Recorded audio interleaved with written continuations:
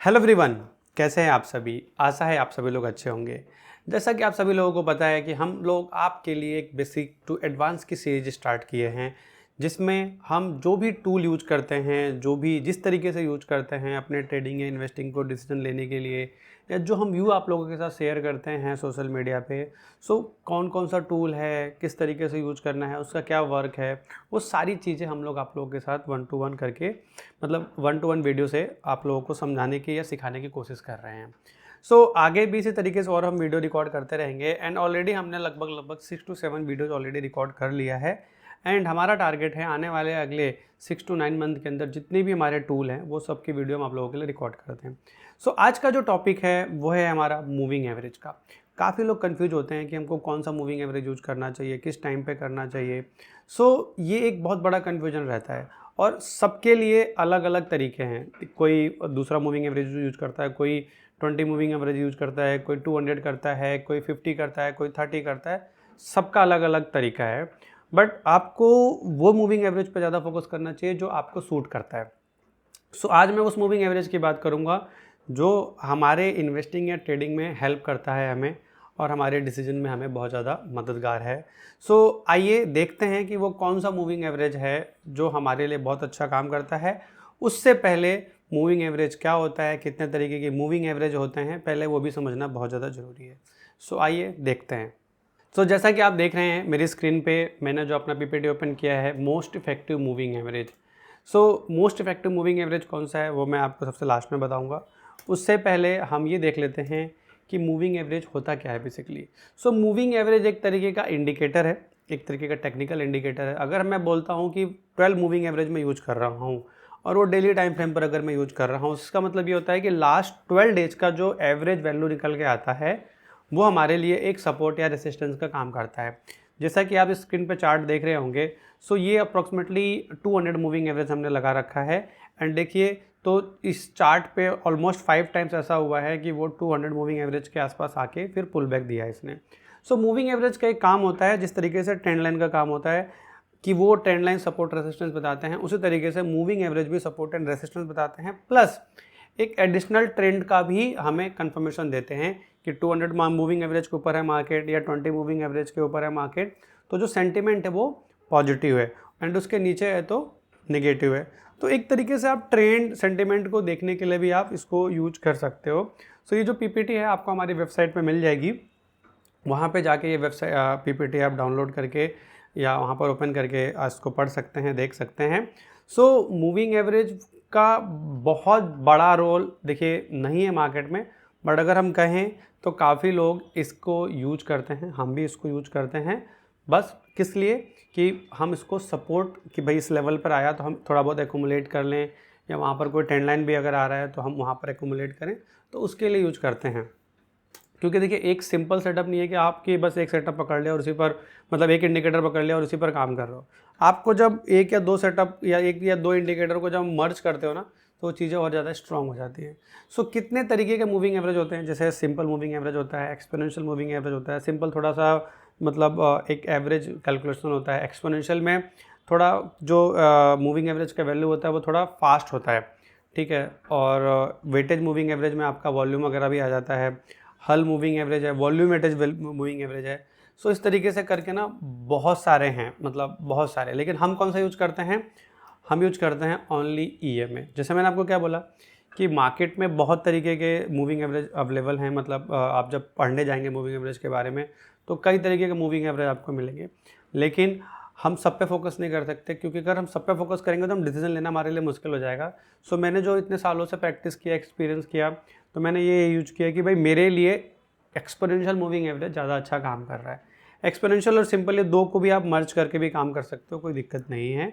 But ज़्यादातर अगर जो मैं यूज़ करता हूँ एक्सपोनेंशियल करता हूँ, और कभी कभी कोई कन्फ्यूजन होता है तो मैं दोनों का लगा देता हूँ, सिंपल और एक्सपोनेंशियल। उसके बाद के जो हैं वो मैं यूज नहीं करता। ज़्यादातर जो इंट्राडे ट्रेडर हैं जो मैंने ऑब्जर्व किया है वो यूज करते हैं volume weightage average price, AVWAP। तो आपने सुना होगा AVWAP का नाम। तो ज़्यादातर इंट्राडे प्लेयर जो है वो ये लोग ये यूज करते हैं, बट मैं इंट्राडे नहीं करता, मैं इन्वेस्टिंग करता हूँ। मेरा फोकस सिंपल एंड एक्सपोनेंशियल पर ही रहता है, एंड उसमें भी सबसे ज़्यादा एक्सपोनेंशियल पर रहता है। मूविंग एवरेज का टाइप, और हाँ सबसे बड़ी चीज़ कि मूविंग एवरेज बेसिकली बनता कैसे है। परफॉर्म कैसे होता है, तो जैसे मैंने आपको पहले क्या बोला कि अगर मैं 20 मूविंग एवरेज यूज कर रहा हूँ डेली टाइम फ्रेम पे, तो वो क्या करता है, लास्ट 20 डेज का जो क्लोजिंग वैल्यू है उसको प्लस करके वो 20 से डिवाइड कर देता है, तो एक वैल्यू आ जाता है सिंपल मूविंग एवरेज। एक्सपोनेंशियल में वो थोड़ा सा एडिशनल कैलकुलेशन आ जाता है, जिसमें वो थोड़ा और फास्ट वैल्यू बताता है और क्लोजर वैल्यू बताता है। क्लोजर मतलब कि वो आपके जो करंट प्राइस है, मतलब एसएमए से थोड़ा मतलब ज़्यादा हो सकता है वो तेज़ी के टाइम पे। सो ये है। तो मूविंग एवरेज जैसे कि मार्केट में बहुत तरीके के हैं, 10, 20, 50, 100, 200 बहुत तरीके के लोग मूवी यूज करते हैं। काफ़ी लोग ऐसे भी हैं जो 7, 5, 9, 11, 13, 21 इस तरीके से भी बहुत सारे मूविंग एवरेज आते हैं मार्केट में, लोग यूज करते हैं, डिफरेंट तरीके के यूज करते हैं। बट अगर बात करूँ मैं अपनी, तो मैं बस यूज करता हूँ 20 moving average. 20 moving average on all the time frame, मतलब quarterly, monthly, weekly and daily, सारे टाइम फ्रेम पे। डेली के लिए आपका शॉर्ट टर्म हो गया, वीकली के लिए आपका मिड टर्म हो गया, आपका मंथली के लिए आपका लॉन्ग टर्म हो गया। तो इस तरीके से हम लोग सारे टाइम फ्रेम में यूज करते हैं। एंड आप कभी भी नोटिस करिएगा कि मूविंग एवरेज अच्छा तभी काम करता है जब स्टॉक ट्रेंडिंग हो, हायर हाई बना के ऊपर जा रहा हो, या लोअर लो लोअर हाई बना के नीचे की तरफ जा रहा हो, वहीं पर वो अच्छा काम करेगा। साइडवेज मार्केट में कोई भी चीज़ें अच्छी काम नहीं करती हैं। सो ट्रेंडिंग मार्केट में हमें एक सपोर्ट चाहिए। मान लीजिए कहीं पर ट्रेंड लाइन का सपोर्ट नहीं है, रेसिस्टेंस नहीं है, तो कहीं ना कहीं तो सपोर्ट देखना पड़ेगा, तो वो मूविंग एवरेज का सपोर्ट वहाँ पे देखते हैं एंड उसके अकॉर्डिंग हम इन्वेस्टिंग या ट्रेडिंग का प्लानिंग कर सकते हैं या एक्यूमुलेशन हम कर सकते हैं। सो 20 moving average on all the time frame और 200 हम एक एडिशनली यूज करते हैं डेली टाइम फ्रेम पे। सो आइए हम देख लेते हैं कि ये किस तरीके से काम करता है। सो जैसा कि आप मेरे स्क्रीन पर देख रहे होंगे कि मैंने मंथली टाइम फ्रेम यहाँ पर आप लोगों के लिए ओपन किया हुआ है। जैसा कि अगर हम यहाँ पे देखें तो यहाँ पे निफ्टी का डेली टाइम फ्रेम मैंने यहाँ पर ओपन किया हुआ है। तो निफ्टी का डेली टाइम फ्रेम अगर आप देखें यहाँ पे, तो ये जो ब्लैक लाइन अगर आप देख रहे हैं ना, ये 200 मूविंग एवरेज है। तो आप देखिए कि अभी इलेक्शन वाले दिन जब मार्केट करेक्ट हुआ था, मैं आपको दिखा देता हूँ, ये MA रिवन करके है, इसमें एक साथ 4 मूविंग एवरेज अपन लगा सकते हैं और मैंने सबको एक्सपोनेंशियल किया हुआ है। तो 200 मैंने यहाँ लगा रखा है ब्लैक। तो अगर आप देखें तो 4 जून को जो इलेक्शन का रिजल्ट आया था, उस दिन जो लो बना वो 200 मूविंग एवरेज के आसपास बना। 200 मूविंग एवरेज का वैल्यू जो उस दिन था वो था 21,247 और कैंडल लो बनाया था 21,281। तो ये बिल्कुल टच हो चुका है मेरे अकॉर्डिंग, क्योंकि 1% प्लस माइनस रहता ही रहता है उसके आसपास। फिर हम देखें तो 26 अक्टूबर को भी हुआ है। उससे पहले अगर हम देखें तो यहाँ पर आपका सपोर्ट का काम किया है। यहाँ पर अगर आप देखें तो सपोर्ट, फिर नीचे गया, तो यहाँ पर आपको प्रॉपर तरीके से काम नहीं किया है। फिर यहाँ पे भी किया है, इससे पहले यहाँ पे भी किया है, फिर रेसिस्टेंस, फिर सपोर्ट। तो 200 मूविंग एवरेज ना एक सेंटिमेंट बताता है, लेकिन कहाँ पर जैसे काम नहीं करेगा, मैंने पहले बोला साइडवेज मार्केट में। तो ये जो पूरा फेस था अक्टूबर 21 से लेकर आपका जून 23 तक, ये पूरा साइडवेज मार्केट था, आप खुद भी देख सकते हैं। यहाँ पर ये एक रेंज में ट्रेड कर रहा है, ये देखिए, ये एक रेंज में ट्रेड कर रहा है। इस बीच में प्राइस कितने टाइम से था। तो रेंज बाउंड मार्केट में काम नहीं करता है, लेकिन ट्रेंडिंग मार्केट में वो बहुत अच्छा काम करता है। सो ओवरऑल 200 मूविंग एवरेज का टाइम आपको मैंने दिखा दिया। अब बात कर लेते हैं 20 मूविंग एवरेज का on all the time frame. तो अगर मैं इसी स्टॉक की बात करूं, तो निफ्टी की बात करूं, तो निफ्टी आप देखिए कि कोविड के बाद से सपोर्ट एंड सपोर्ट देख रहे हैं आप लोग, यहाँ पे भी सपोर्ट लिया, यहाँ पे भी सपोर्ट लिया। तो फ्यूचर में अगर मैं मानूँ कि मार्केट अगर करेक्ट होता है, तो आज 20 मूविंग एवरेज की वैल्यू है 21,166। तो ये लेवल अपना जो है, अगर मान लीजिए मार्केट में यहाँ से करेक्शन आता है, तो ये लेवल हमारा एक मेजर सपोर्ट का काम कर सकता है, क्योंकि मार्केट हमारा क्या है, ट्रेंडिंग है। इसी तरीके से मैं क्वार्टरली की बात करूँ, तो क्वार्टरली में भी अगर आप देखेंगे तो यहाँ पर एक बार भी बस नीचे गया है और यहाँ पे भी बस एक बार नीचे गया है। तो मैंने क्या बोला कि उसके नीचे अगर है तो डाउन ट्रेंड है, अगर उसके ऊपर है तो अप है। बट एक बार आप उसको इग्नोर कर सकते हो। एक बार इग्नोर करने का मतलब कि बस एक बार ही क्लोजिंग हुई है, और ये वर्स्ट केस होता है। तो क्वार्टरली उतना देखने की जरूरत नहीं पड़ती है सबको, बट मैंने इसको देखा कि इससे पहले 3 बार उसने प्रॉपरली वर्क किया है एंड इसके नीचे बस एक बार ही सस्टेन हुआ है। तो मेरा ये मानना है कि अगर बहुत बड़े लंबे टाइम फ्रेम के लिए पर हम काम कर रहे हैं, तो स्टॉक क्वार्टरली 20 के ऊपर होना चाहिए। अब बात कर लेते हैं कुछ स्टॉक्स की। तो क्वेस कॉर्प अगर हम देखें, क्वेस कॉर्प में अभी अगर आप देखें तो मैं तो बाकी ट्रेंड लाइन मैंने ड्रॉ किया है।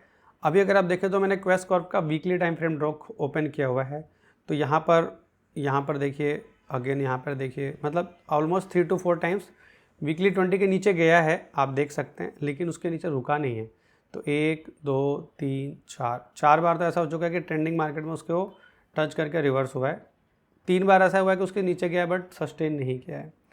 उसी तरीके से हम पिडिलाइट की बात करें तो पिडिलाइट मंथली में अगर हम देखें तो मंथली में हम देखें तो 2008 से लेकर अभी तक 20 मूविंग एवरेज के नीचे सस्टेन नहीं किया है प्रॉपर तरीके से। यहाँ एक बार किया है, लेकिन आप ट्रेंड देखिए, हाई राई का फॉर्मेशन है। तो जैसे मैंने बोला कि कई बार लोग ये कन्फ्यूज होते हैं कि यार नहीं, एक बार बंद हो गया तो अपना ट्रेंड डाउन हो गया, नहीं, वहाँ पर आपका जो स्ट्रक्चर है ना वो भी वीक होना ज़रूरी होता है, या अपने को कन्फर्मेशन देखना ज़रूरी होता है। कन्फर्मेशन के लिए अपन डबल क्लोजिंग देख सकते हैं, उसके नीचे एवरेज देख सकते हैं, तो वो बहुत सारी चीज़ें आती हैं। तो मेरा ये मानना होता है कि अगर मुझे कोई ट्रेंड लाइन सपोर्ट नहीं मिल रहा है, कोई हॉरिजॉन्टल लाइन सपोर्ट नहीं मिल रहा है, तो मैं क्या कर सकता हूँ, मैं उस पर मूविंग एवरेज पे एक एक्यूमुलेशन या डिस्ट्रीब्यूशन कर सकता हूँ।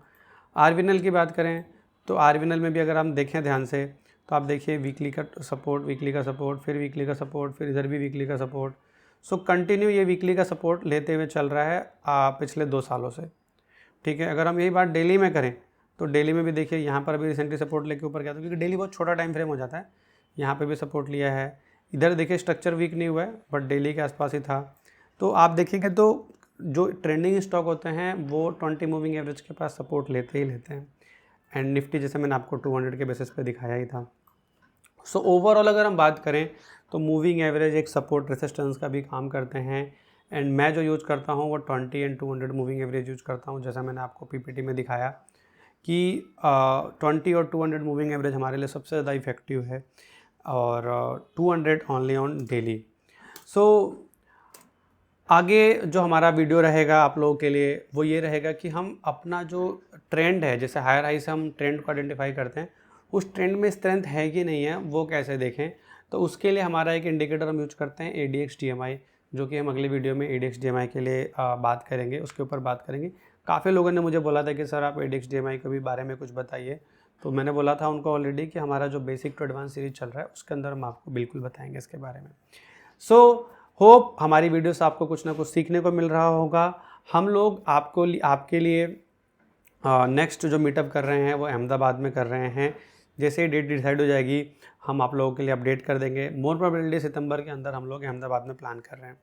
सो वीडियो देखते रहिए, सीखते रहिए, अच्छा लगे अपने दोस्तों से, अपने फैमिली मेम्बर से शेयर करते रहिए, कमेंट करिए। Thank you.